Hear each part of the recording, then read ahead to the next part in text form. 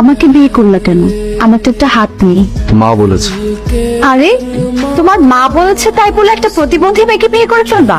হ্যাঁ, কারণ আমার মা আমার কাছে আমার পৃথিবী। আমার মা আমাকে যা বলবে আমি তাই করব।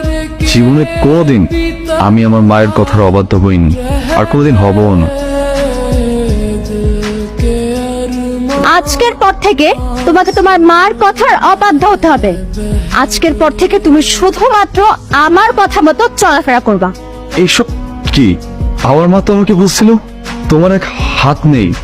আমার মা আমাকে এটাও বলছিল গাড়ি অ্যাক্সিডেন্টে তুমি তোমার মাকে হারিয়েছো।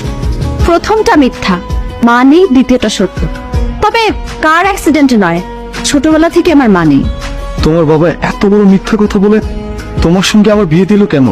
কারণ আমি বাবাকে বলেছিলাম